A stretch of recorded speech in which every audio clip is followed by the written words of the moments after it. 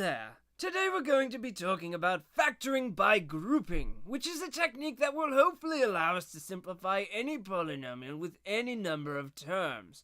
It is in essence factoring out the common monomial, just extended beyond your typical binomial.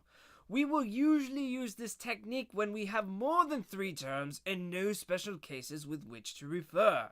Let's see what this looks like in action.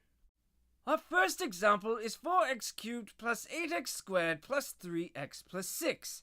Notice how I have 4 terms here instead of the typical 3, which means that ACB factoring will not work for me here. My only hope of simplifying this is to break it down into smaller parts. So what I'm going to do is I'm going to look at it as 2 binomials. I will factor out the common monomial from each of the binomials and hope that when I am done I get something in common. Those 2 binomials this time will be 4x cubed plus 8x squared and 3x plus 6. Now in my first binomial I can factor out a 4x squared, which will leave me with x plus 2. My second binomial can factor out a 3, which will once again leave me with x plus 2. Now notice how I have an x plus 2 over here, and another over here. This means that I can factor out an x plus 2. So my final answer will be 4x squared plus 3 times x plus 2.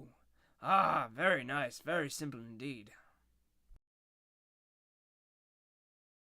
Now in our second example we have negative 6x cubed plus 9x squared plus 10x minus 15.